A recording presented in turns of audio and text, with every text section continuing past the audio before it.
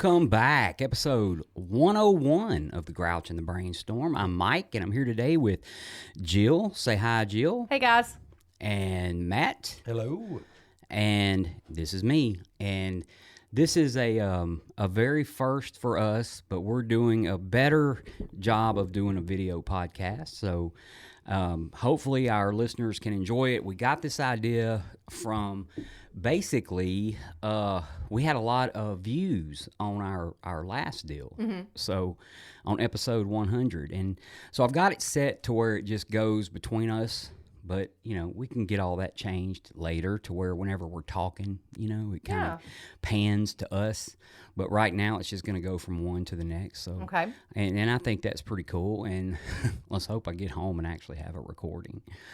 So a lot of preparation went into this thing today. You know, if our normal is preparation like A, you know, like this was like preparation H, like totally, totally, yeah. All right then. Yeah, this was like completely just hardcore, man. I bought and sold and all these kind of things to get this thing set up. So anyway, we're going to do this just like we normally did on our audio podcast. And by the way, thanks for all the listens on episode 100. It made our lives a whole lot specialer, having all the people that reached out with the congratulatory thises and that's and all these other things. So we do appreciate it. And so with that being said, we're going to start the way we always have. So Jill, what have you been up to? Hi. Well, work. You sound better. I feel a lot better. It's the first time I've had like enough energy to clean 50% of my house. Yeah. And so I feel good about that because I've just been kind of watching it and I'm like, I really need to mop. I need to dust. I need to do like that gritty cleaning. And so I've been doing that all day. I'm feeling better, but there's still some effects going on. Still, I got a majority of all my tests and scans and ultrasounds and everything's negative. That's good. Mm-hmm.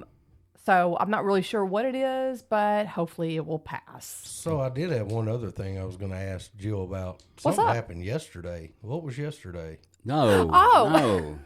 Was that your birthday was yesterday? Yes, it was yesterday, and you were here, Jill, Mike Walston. Jill, I don't have an applaud button yet on this new machine, so I can't. Oh, I do have an announcement button, though. Okay, let's hear it. Let's see how this works right quick.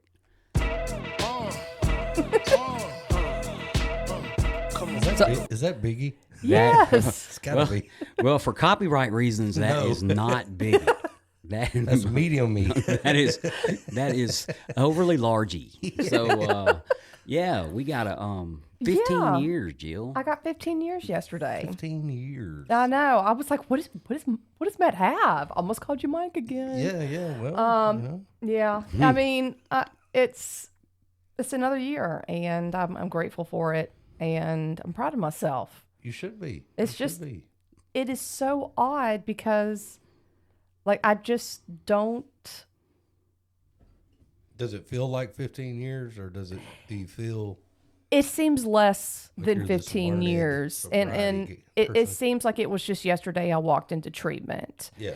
It feels like yesterday the first time I had a drink. I mean, it's odd. All these years passed, and I'm delighted. I love my life. I love the way it is. I love that I don't feel the need to ever use. There's nothing that I'm like, you know what sounds like a great idea? You know it's going to solve this problem?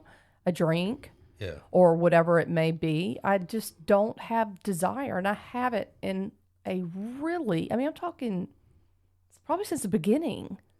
The desire, It just went away. I just talked about this with some sponsees a while ago before we came here. I was talking to some guys, and I was like, you're gonna get to a point where your first reaction to something is not a drink or a drug, and that's a good place to get to. And you'll get there, but at first mine wasn't, because that's how I dealt with it. But I was like you. I was like, it's so far down the list now. It's always there in the background. There's something lurking around, but there's so many other things that I have to go through now before I get to the drink part would be a good idea. Well, and I like coping skills, and I like to Yeah. use them and utilize them, for what they're for. And, I just know that I'm screwing myself if I don't. And I can't go back to that kind of nonsense. I practice what I preach. I teach coping skills all day long, and I know that they work. So why would I have a reason to use? I mean, because that's basically what it was. It was me self-medicating. So I'm, picking up my chip Monday, and Tomorrow. damn, Yeah, that is tomorrow. Yeah. Tomorrow. Tomorrow. You're getting your chip tomorrow. Jill.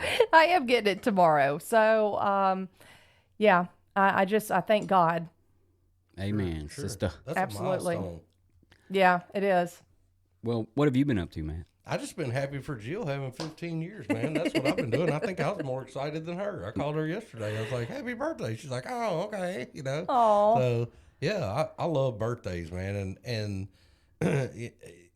you guys, you are two of those people that I look up to in sobriety because y'all kind of have been down the road a little bit, and so there's parts of y'all that I see in myself in your struggles with certain things, and I go, yeah, I had a little piece of that. And so, like, I think we all have that. If you're going to make it in this thing, you kind of have to find your people to go, oh, what would this person do in that situation? Or how would they handle this? And like, you two are a part of that circle for me. So it tickles me when I see y'all have birthdays and stuff.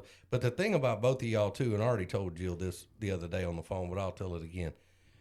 Y'all, where I have succeeded in here is that I come in and I've heard real stuff, and people go, I struggle. I'm 8 years sober, but I'm struggling because I get whatever it might be, pissed off all the time, or I have an anger or whatever problem it might be. And they're still working on that and trying to figure it out.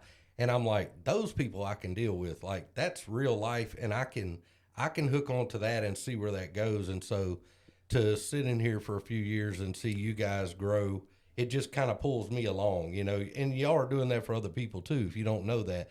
But that's what's been cool to me to see, And a lot of times you gotta weed through some of the I don't know, the BS. Yeah. There's a little grandiosity when you first get into the rooms, and you go sit down with a new guy, and he'll tell you about how he used to be, a whale fisherman, and he would catch 3 whales a day, or I don't know if you catch them, or but you have to dig in. Seriously, dude. No, I've never get had it. personally did, but I have had a lot of, and you got to get through all that, Yeah, and the BS. Then the funny thing about that is I had a buddy, and I'll say funny, it ain't funny, but one of my old sponsees, Adam from Mandeville, Louisiana, that cat called me. God, it was one morning at probably, I don't know, 6, or he texted me, are you awake? And I was actually up running a video on how to do all this equipment, and we talked. I want to say over an hour.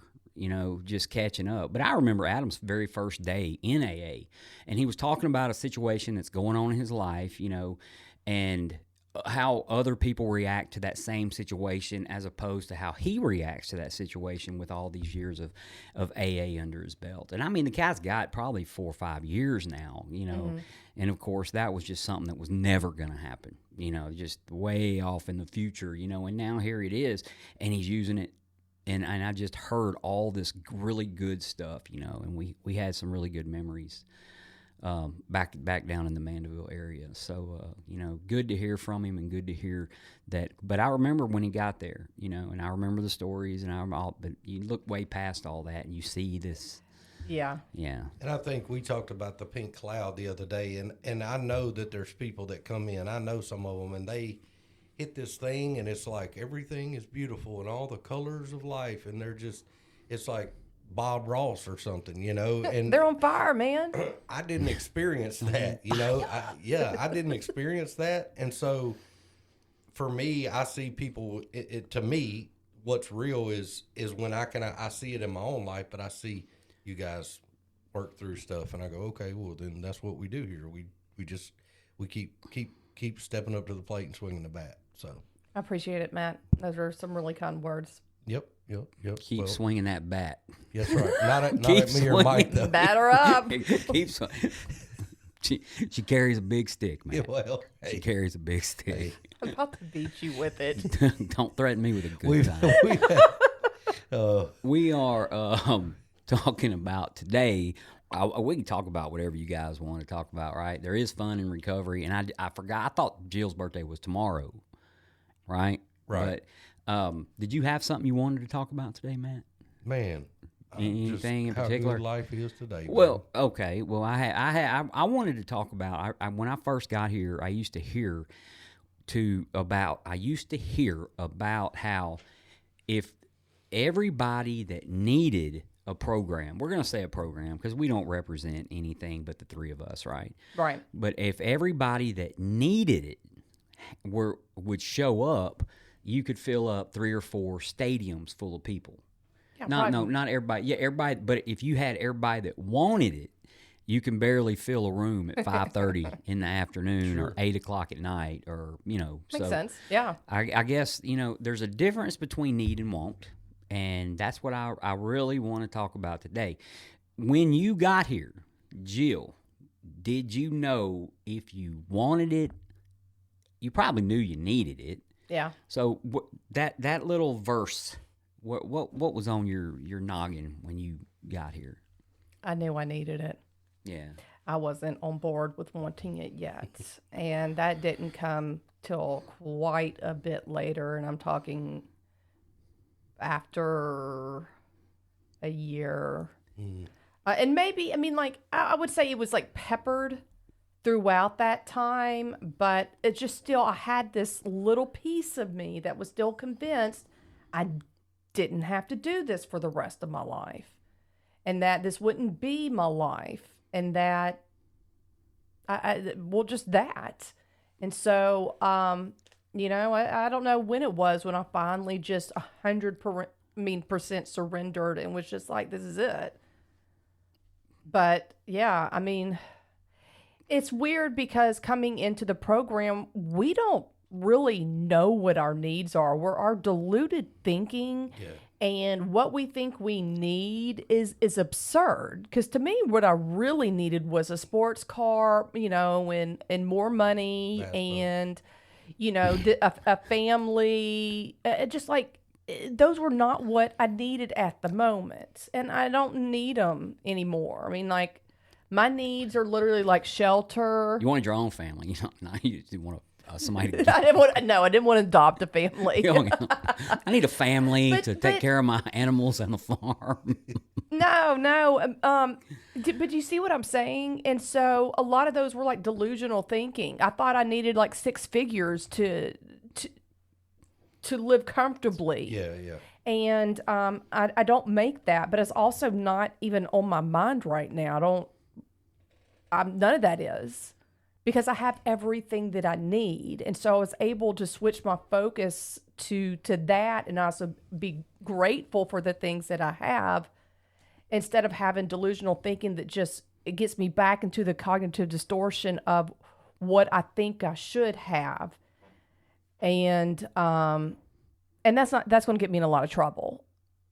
And I think a lot of people think they have it figured out when they come into the rooms of wherever to treatment or, AA, NA, whatever, about what they need. And I think it's ego driven and part of self-will. And I think part of the spiritual program that I'm a part of teaches me the opposite. And I have learned how to distinguish the difference between them because it was all once. Yeah. It was all once I wanted back then. Yeah. And I didn't realize that I had everything that I needed because I didn't have what I wanted. And I think that's a problem with a lot of us. And, it's just weird to think all those things I thought I had to have, I don't have any of them.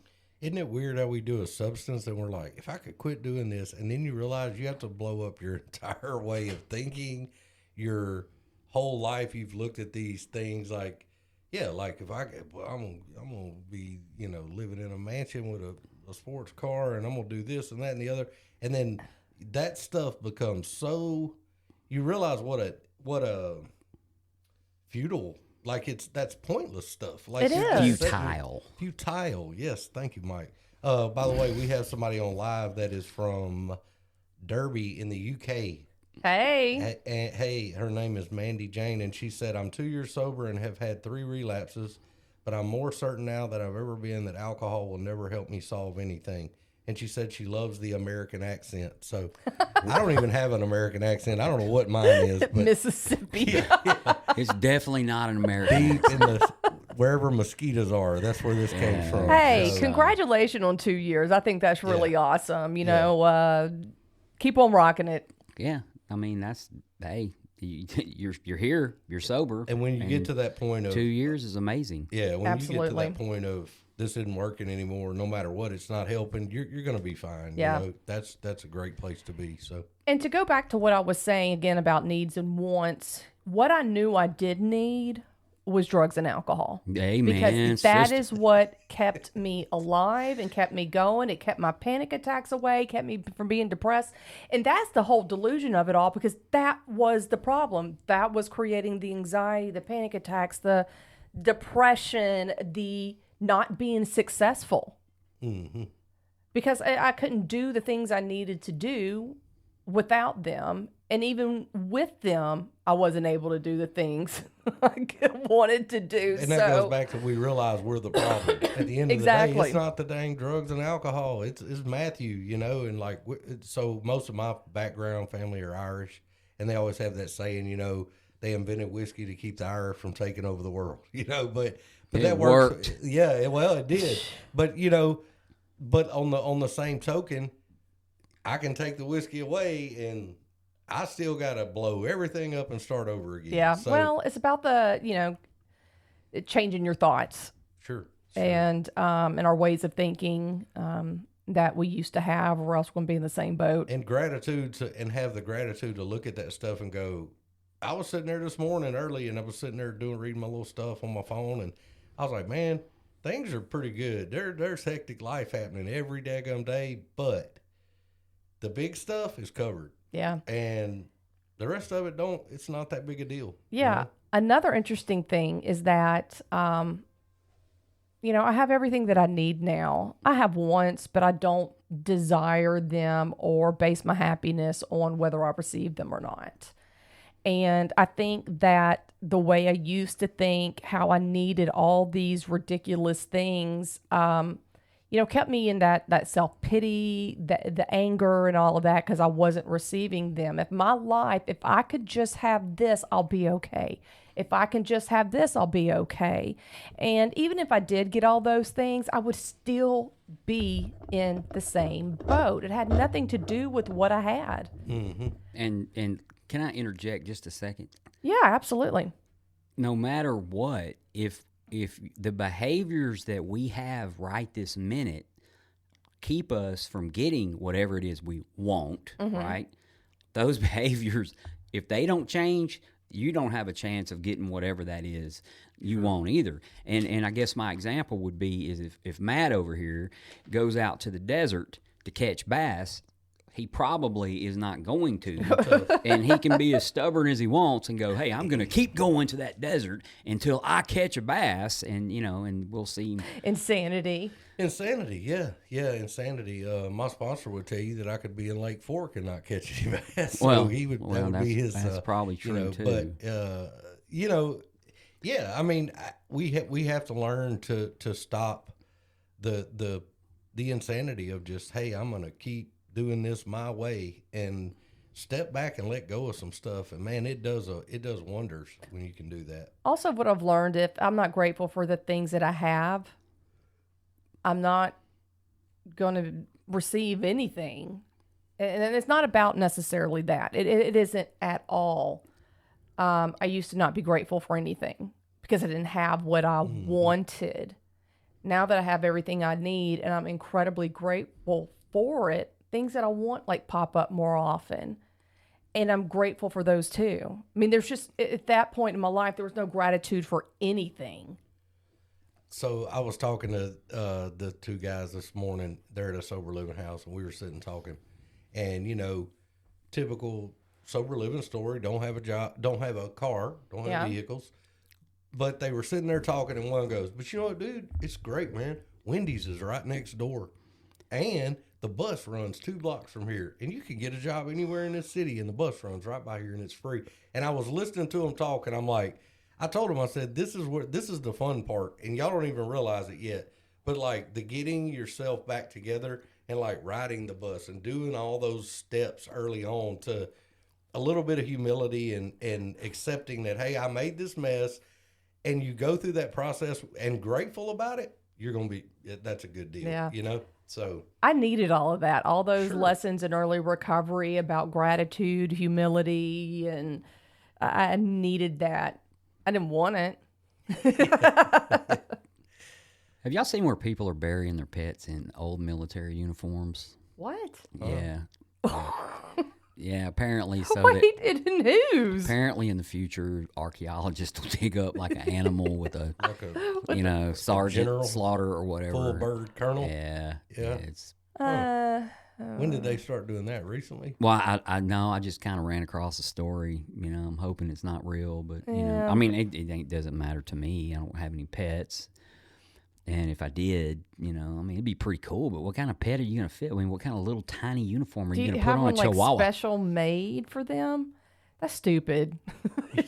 Sorry. If you're one of our listeners, it's not stupid. Though. Yes. Just It is strange. keep though, listening when to we the talk- show. Maybe you'll change your mind about Let that us know, idea. please, if you do that. I'd like to ask questions. Sergeant Matt L. That's right. That's right. Oh. That's weird.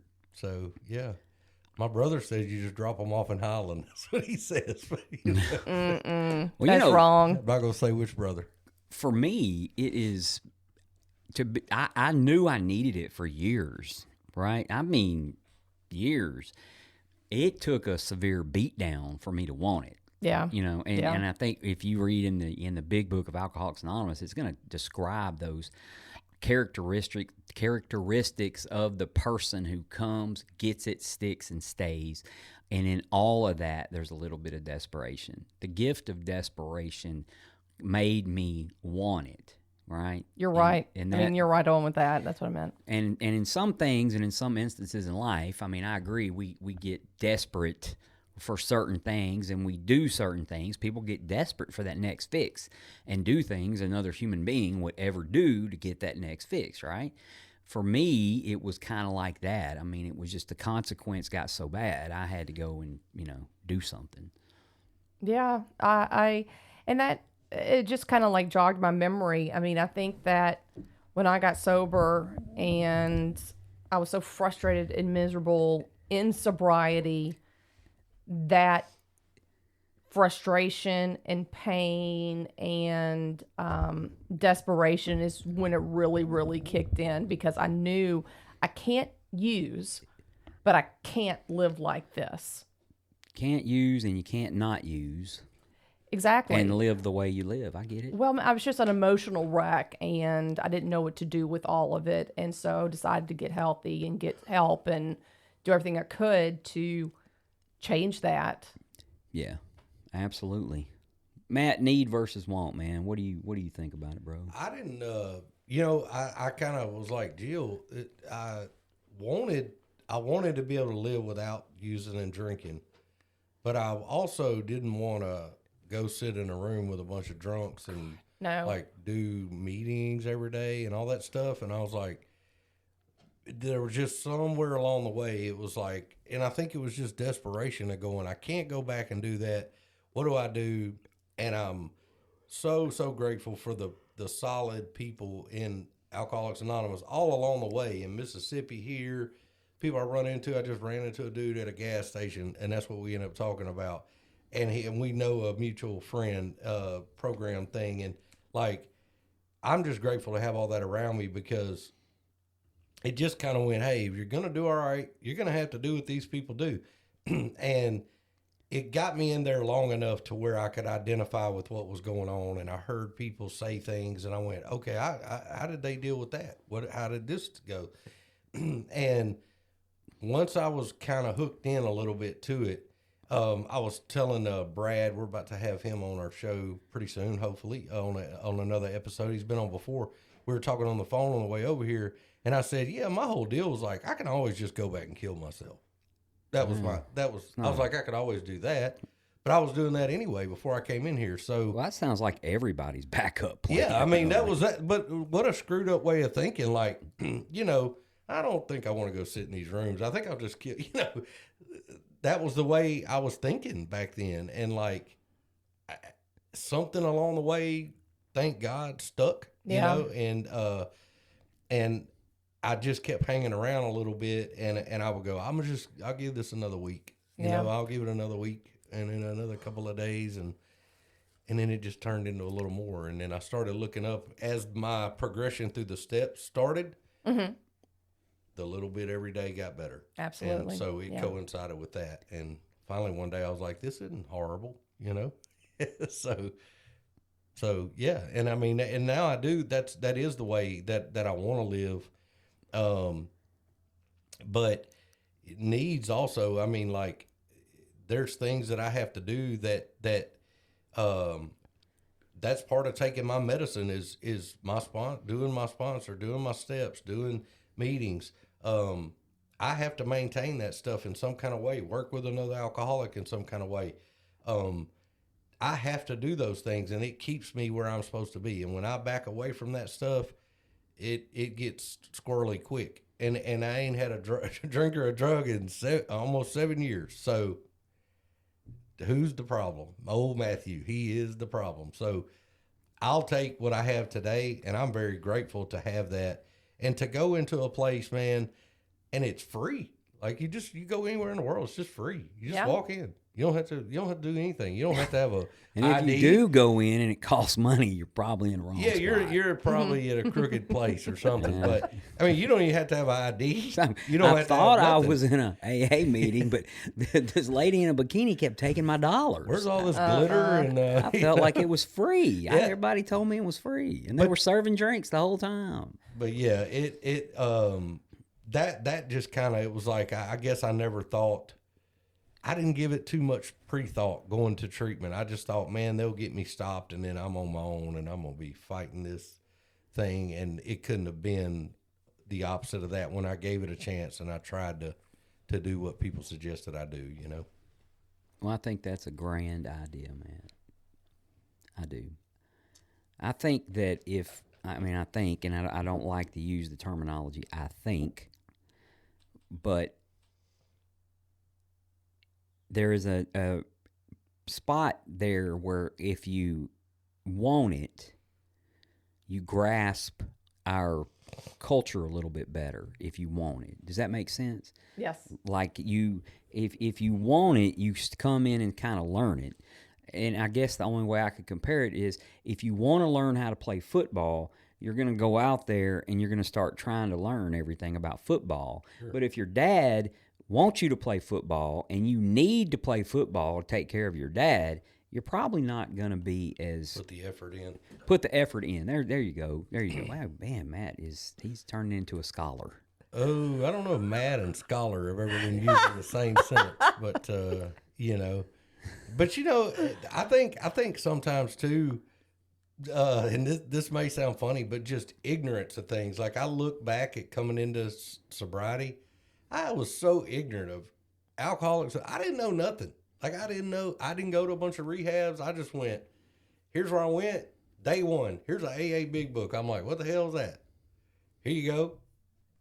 That was it. And then we started with that, and I went, oh, okay, like this is a thing, you know, like people do this, you know, and I was kind of in the same boat, even though I'd been to a couple of meetings before. But it was just like, okay, so I go over here to meetings. That's what I do. And I guess the simplicity of it, like, I was just like, okay, I'm going to do, like my counselor was like, when you leave the door of the treatment center, you go straight to an AA meeting. Don't go nowhere else, you know. Yeah, they told me the same thing. And I drove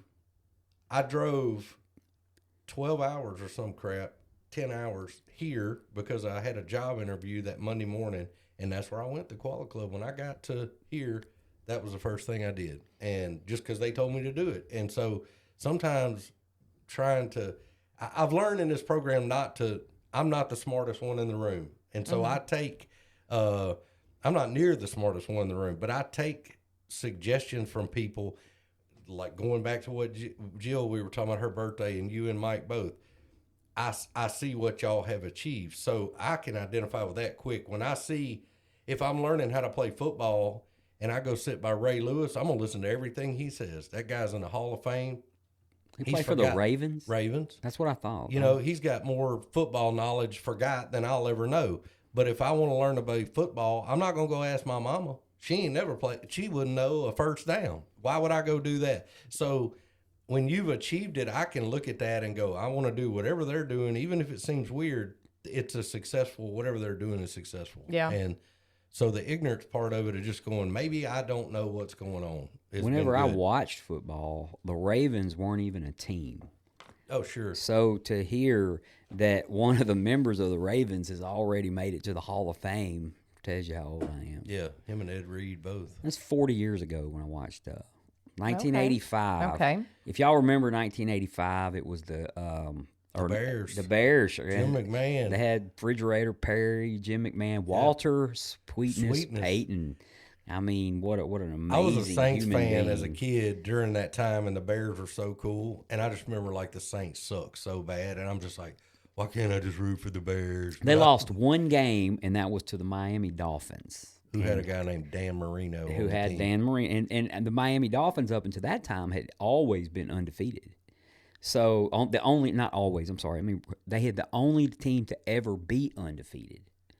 So, to hear, people like Ray Lewis being in the Hall of Fame just kind of takes me aback. I don't even know how to use that word, aback. I mean, that's the weirdest word to me. I'm over here like we never watched the NFL in the house. Oh, I thought you was thinking about the word aback. So I'm over here like, I don't Help me know out what the with hell that y'all are talking about. sentence. My son's playing basketball, and he sees Shaq on TNT now, and he's been retired for however many years, and he's funny, and he's this big dude, and he's out of shape because he's retired, and he's older now. And I go, you don't understand what a beast that dude was. And I pull up YouTube of Shaq at LSU, and he's like, oh. And I'm like, yeah, you just see a guy up there on TV. You didn't realize this dude, his entire career, But I mean, that's kind of what I found in AA of being ignorant of it. Is kind of like you're thrown on this ball team, and you're like, okay, I got to come over here. How do I learn this? And you got to hook in with people. You just follow the leader pretty much. That's it. And So, it's just odd at first. Yeah. Because my defiant old self was like, And it is odd at first. To walk in any room. I mean, just think about it. Like, let's just say Matt was going to take a quilting class, right? Where he learns how to quilt. I guess that's what you do in a quilting class. And he walks in a room full of quilters, right? It's just a little odd. It's kind of like being the first day of school, the new kid on the playground. The new bass fisherman in a tournament, I guess, if you've ever done that, Matt. But, I mean, it's still going to be odd, right? oh, for sure. But if you want it, you're going to do it. Yeah. it's like in life, though. Or if you need it. The rising tide pulls everybody up. Be in there with folks that are doing it. If I want to be a better fisherman, man, I'm not going. There's some people I ain't going to fish with because they can't fish better.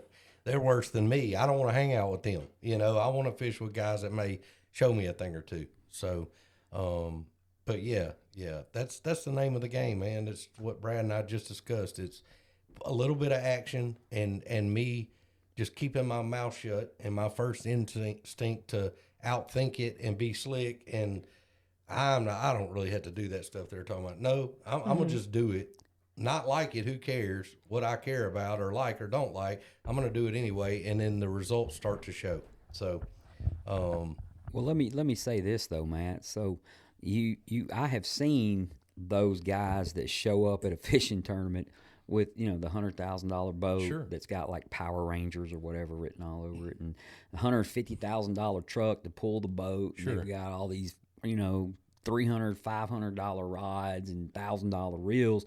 And then you got a guy on the side with a cane pole catching twice as many fish. absolutely. I mean, so at some point the luster doesn't necessarily go with the amount of sobriety. But I think in sobriety, when you put it like that, and I like the way you put that, because Yeah, you I don't did have put to it very well. you don't have to have $1 million worth of equipment to catch fish and enjoy fishing. You can, and sobriety's the same way. You're not guaranteed that, hey, I'm gonna be on the cover of Bassmaster magazine, or I'm gonna be on the cover of the dang AA Big Book next time they print one. I'm so famous with sobriety. Great you time know? they print one. Yeah, that's To be in you're the not grapevine. Yeah, Your picture in the grapevine. I've learned stuff from people with all that appearances of boats and trucks and all that, and some of them are really great at fishing, and some of them ain't. They just got a bunch of money and spent a bunch of money on something. They probably should have spent it on something else. Yeah. And I've learned stuff from guys sitting on the bank fishing that I still use to this day. Fishing's fishing at the end of the day. And so when you put that into sobriety, we do those basic things. The rest of that outside stuff, it comes or goes, whatever it might be. You know, and some people don't want the $100,000 boat and the truck and the things. Well, you know? what I've noticed in my sobriety is that throughout this whole time, my wants have changed from materialistic Yeah. things to more Spiritual. things. Yeah, for sure. I mean, don't get me wrong, I don't have a problem with, getting something nice or anything like that, but where it all used to be ridiculous, materialistic things, it's not like that necessarily, anymore. The Lamborghini's just off the table. It's out. But you'll settle for a really nice Land Rover or Lexus or something like that. Yeah. Well, I mean, I like the way you I humbled did. yourself. I did want a Maserati. Do they still make those? I'm sure. I thought I'm that was sure. a type of but cheese. it's ridiculous. My wants now are more simple, and I want peace.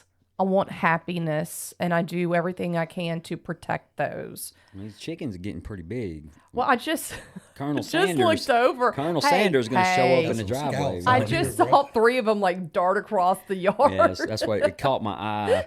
I looked out and there's a coyote chasing a roadrunner You and shut your mouth. right behind an Acme truck. But it goes back to quality too with sobriety, and to go back to the fishing analogy, I've fished in bass boats like that with 40 grand worth of electronics on them that you can see the fish's gills moving under the water, right? Yeah. And I've sat over here with Jill on her pier, and we caught a crap load of fish and had a good time. It don't matter to me. That stuff is great, but at the end of the day, it's relaxing. It's having fun with the people that I'm around, and I've got a little P-road that the butt leaks on at the woods rotted out. I take it to Bistineau all the time and I have to stop about every hour because it's just rotted and it fills up with water and dump it. I love fishing out of that thing as much as anything in the world, and I can slide into places and fish, and it's an adventure, man, and that's quality. And at the end of the day, that's all that matters to me. Well, it's like one of those things where it's also like that saying, if you are in yesterday or in tomorrow, Got one leg in today and one leg in tomorrow, and you're pissing all over today. Let's I was just say I was it. gonna say it with Anyway, a little more quality. well, and that's what I was doing. I wasn't grateful for the here, the now, and everything in that. I am now. I still struggle with that. Really? Yeah, absolutely. Fixing to be some odd years sober, and I still struggle with looking at what I got and saying, "Man, this podcast equipment is just a great example." Yeah. I have some really good stuff, and I just replaced it all. And I think that's something that comes and goes, because we're human. I mean, I think about how I want to be in the mountains and I want to go travel and do all these, fun things. I don't have the money to do that, and then it'll get me down occasionally. But it's like, well, it is what it is, and maybe someday that will be part of your life. I had we were talking about Mandeville earlier. I had a friend of mine that I went to high school with. His dad passed this week, Yeah, and sorry to hear very that, close with the family growing up. And his dad kind of took me under his wing because my parents had divorced. I was living with my mother down there, and it meant a lot to me. But I talked with Jared, his son, the other day on the phone, and we talked for a little while, and I was thinking about Mr. Terry And like you think of all these things, like we're talking about bass boats and we're talking about quality of stuff. And with everything that he went on, the things that I remembered about the guy were he never met a stranger. If you showed up at his house, you was in. It didn't matter who you were. And there's a lot of great things that I remember. And I think at the end of the day, you know, when all of it's said and done, that's what matters. People go, how did you treat other people, and how were you? The money comes and goes. That you can't take it with you. You can leave it to somebody, but you ain't taking all that stuff with you. Yeah. You know, and nothing wrong with having money, but I think some of those things have become less important. And as I look at people, as I get older, and I start thinking about, you know, what are they going to say? You know, what did this person? What were they about? And you forget, did they, you know, have a big bass boat, or did they do this or that? And, you know, it was it was a good reminder with him. And we're going to have Jared's going to have a memorial thing here next month. We're going to have a little deal down there in Mandeville. And, you know, but just to remember the kindness of people when they don't have to be, you know, they don't have to be, they're not gaining anything by somebody coming in and hanging out with them or whatever. And those are the things that I look for in people and try to identify and that I appreciate today, you know. Well, So, a friend of mine, you brought something up, and actually this guy is in Mandeville, and his name is Vic, and he was in a meeting one day, and Vic has a couple years more than me, but he was in a meeting one day, and he was talking about someone asking, what do you do, right? You know, what do you do? And naturally people answer with whatever job they have, you know. And I mean, it has to obviously be something with that as far as the human psyche goes, because last names sometimes come from what they did, you know. Lampshire. Yeah, see, so some guy shired a bunch of lamps. I don't know, or maybe it was he shired a bunch of lambs. But anyway, the silence of the lamb. so his name was anyway, Vic brought up this topic, but the truth is, after you're gone, you know, my grandpa's, he's still alive, by the way, and he may end up out making me, but he's 94 years old, 93, 94 years old, and my little sisters are 45. They may or may not know what he did for a living. They may or not know, have any idea what the guy did, right? Like, so it's important. I mean, I've been doing the same thing for 30-something years, since 1988. So it's important to me, but I don't think I'm going to be remembered like that. You know, I don't know what I'll be remembered by, or if I'll even be remembered, because the truth is, you're not remembered very often or very long, right? Those people who are have a holiday named after them, and those people like you, Jill, get that day off every year. And half the time don't even know why that. And then time will go by and that'll change or whatever. But we put a whole lot of emphasis on what we do. And that was part of the reason I didn't want to get sober. I knew I needed it. I actually wanted it, right? But I didn't know if it would interfere with what I did for a living. And that's how I got my self-worth, was from my employment. This is what I've been doing for X amount of time, and blah, blah, blah, right? You know, but there was a point in that where I did have to reach surrender. Take it. Take whatever. I don't care. I just got to be, you know, I got to be happy. But you're a good example, man. And I have a brother, very successful business guy. You do very well. You're a great example of that. If it came down to us talking about you, I would never think nothing about your work. Yeah. I would never come up. There's a million other things I think about Mike, and work ain't one of them. I just don't, you know what I mean? You have quality with what you do too, you know, and that's what I'm getting at. It's money comes and goes, all those things, they come and go, you know, and, that's what I remember is like with Mr. Terry, you know, it just that kindness to people, the willingness to just, and I never remember money being a thing. I never remember, we're all, you know, high school kids, we ain't got no money, and we're doing all this wild stuff and having a good time. And it's like, you know, sneaking into bars to listen to bands, and we're underage and we're jamming out, you know, and it was always a big adventure. And, you know, that's the stuff I remember. I tell you what, in one of my classes, that I teach as far as like psychoeducation, there's a question in there that asks, what do you need to be happy? Hmm. And this class is for incarcerated men. Yeah. And I always challenge everybody, what do you think that is? Because the number one answer is money. What's number 2? Women, Yeah. guaranteed. And number 3, I can't Well, believe number and- 1 isn't women. Well, and this And is then- this Probably is a coin where flip. I get at that. I was like, do you think that will bring you happiness? And they're like, well, of course. Well, of course. Well, there's a lot of people out there with money that are not happy. I mean, it is. And the thing is, like, that is what a lot of people think they need to be happy and to be at peace. And it's just not so. It's not so.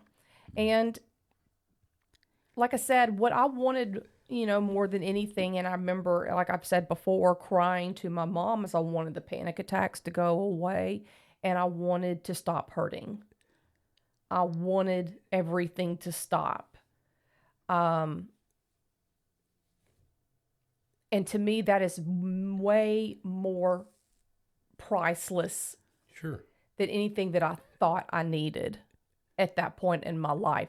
That is what I need now. And that is what I focus on, my peace and my happiness. And it's just period, hands down, because without that, I'm back to broke again. And I'm talking broken emotionally. And think about, when I think about, and it's just mainly on financially, but things like that too. Your higher power, mine's not going to give me something I'm going to not be able to handle. So, $1 million, you might not be able I to might handle be it. rolling in here with a big sombrero on and acting a fool, and who knows? Matt didn't tell you, but And- he snuck into a Hanson concert whenever he was in high school. I've never been to a Hanson concert. Let me put that out there. Bop. Yeah, I remember those guys. Yeah, I bet you do. They're about as bad as the Barney song to me. I put those in the same category. No. Oh, Baby Shark. Yeah, Baby Shark. Oh. but it just I think God, like you said about the panic attacks and the things, I've had to learn to be content and go, this is what I have. I'm grateful for what I have. And if something comes along, that's good. If it doesn't, I'm not looking for it. I don't look for anything to just, I'm waiting on this to happen. No, I'm not waiting on anything. I'm just doing what I know to do right in front of me. Well, yeah, suit up, show up, and do do the right thing, and all those things they tell us to do. I'm just glad I didn't get what I thought I needed back in the day, because what I really needed was way bigger than that, and that was healing, and that was love, self-love, and all of that. And I would never have said that's what I needed. You can't really buy some. I would imagine, Like I said, priceless. if you think about it, money hasn't been around since the very beginning of time. I No. mean, it's been around a long time. Don't get me wrong. Some form of currency exchange has happened, but at some point, everything was free. Everything. Well, yeah. Well, I And mean, what I'm saying is, it's up to us for us to. And I would imagine that fella that has a lot of money or whatever it is, right? A lot of stuff, money, probably just having to keep up with all that would be something that, some area of life most people don't even understand is stressful. Yeah. Having to keep up with just that little bit of think about Yeah. it. It's hard to think about it. I know a lot of people would want to figure it out, but truth is there might be a whole nother avenue of problems open up with more money. Oh, and it will, and it's like that with anything, I believe. I know we've been focusing a lot on money, and I think that's probably one of the number one things that people want, in life. And I think there's a many other things in life that people want, but necessarily don't need. And so it's just learning how to decipher between the two, and be true to yourself. And when I say that, I mean take your ego, your pride, and humble yourself when it comes to that aspect of, is this a want or a need? I'm with you. I like it. I like that, Jill. Yeah. Well, For what it's worth. yeah. That's a good song for what it's worth. Yeah. Well, and I think, and I'm going to say this, and I have talked about this on the podcast, you know, I think majority of my sobriety was focused on, I need to find a husband. I need to have this relationship. And, you know, it irritated me. It frustrated me. It pissed me off. It angered me, all the negative emotions. And when I realized, and this has taken a very long, I mean, this took a long time for me to just be like, maybe that's not what I need. And so letting that go has been like life-saving for me. I'm not frustrated anymore, or angry about the whole deal. I mean, like, it just is what it is. And I have found my peace. You know, where I used to be lonely, I now have solitude. But to think that I wasted so much time worrying and focusing on what I thought I needed is ridiculous. Because it was a lot of tears. Sure. Lots of tears. And just, I think that we miss out on life when we start to do those things. Yeah. The other moments that God's wanting us to pay attention to or enjoy or passing us by, because we're looking ahead at, you know. Well, what may never happen. Yeah, sure.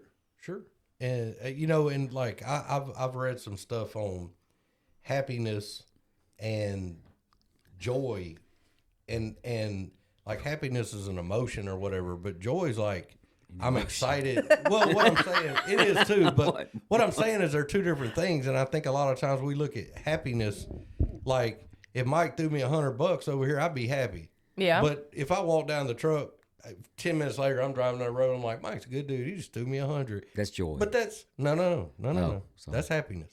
I'd be happy. Hey, I got $100. So what's joy? So joy is getting up and enjoying. I get to do things.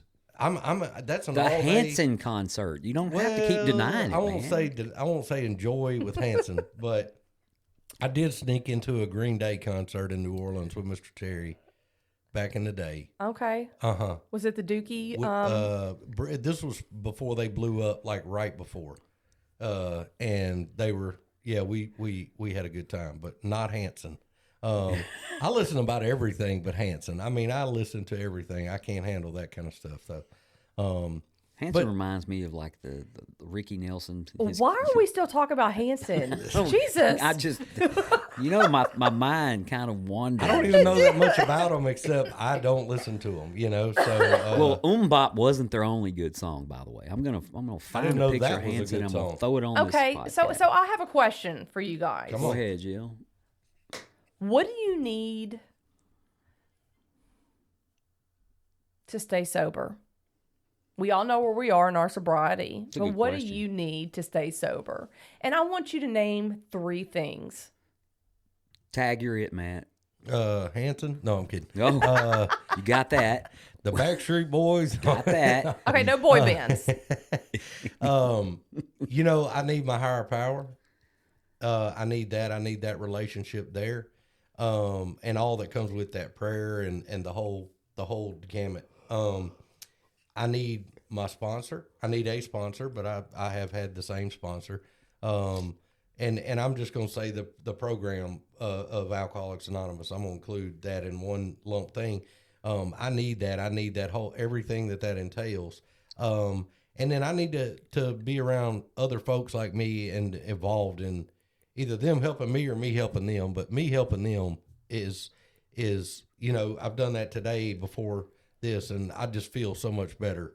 Like just talking with some guys that are early on trying to get going, and I'm just like, I don't know that feeling how to tell you, but it just, y'all know, I'm sure. But I need that kind of thing in my life to work with other people and to almost be encouraging to them, because it reminds me, hey, don't get complacent or caught up in, oh, poor pitiful me type thing.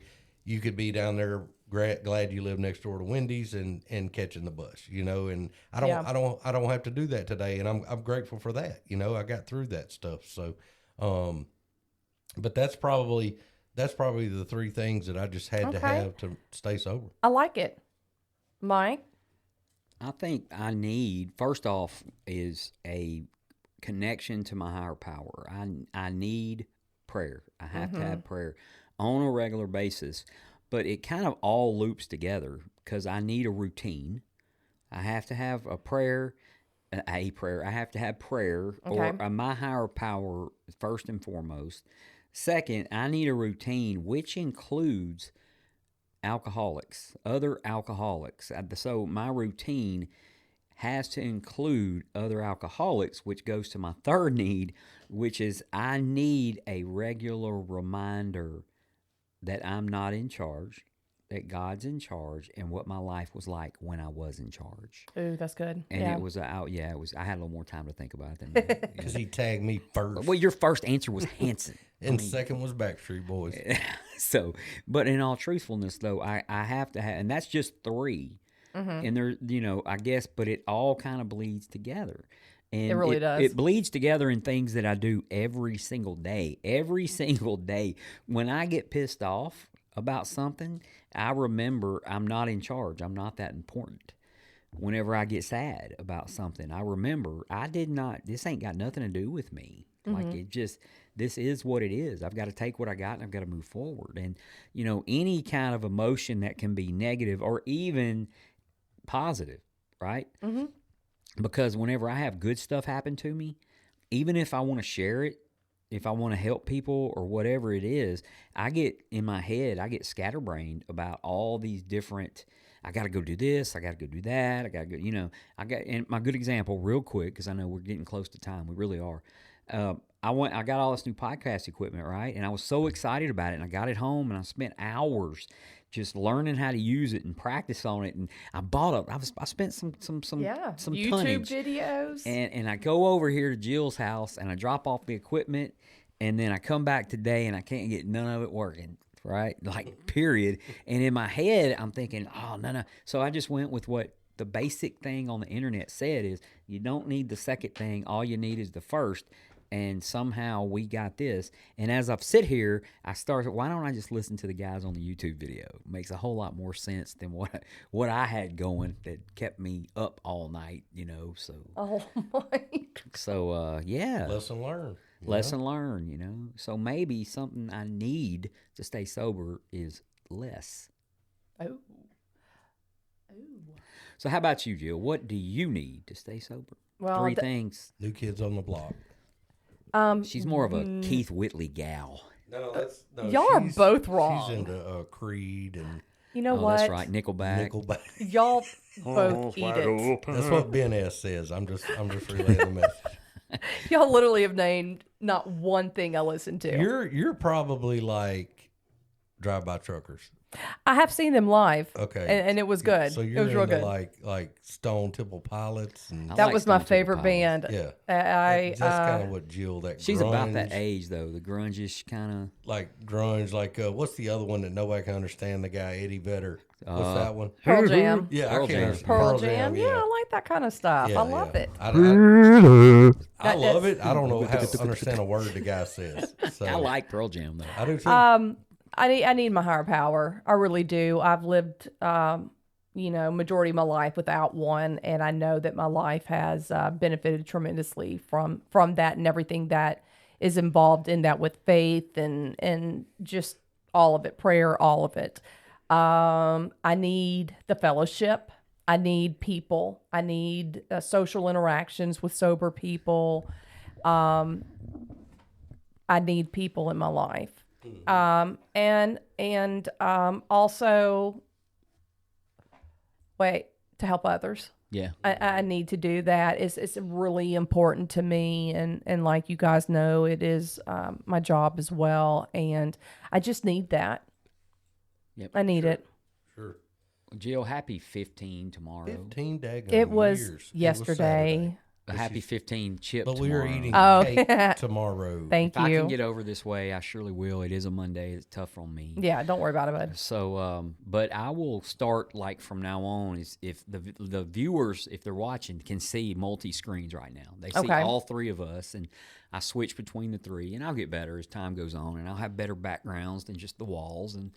But I'll also be able to post some stats on here and show Okay. people how that I'll be able to go to a screen that shows a picture of our stats as opposed to us saying them. So, and we still are going to release an audio version when we finish this.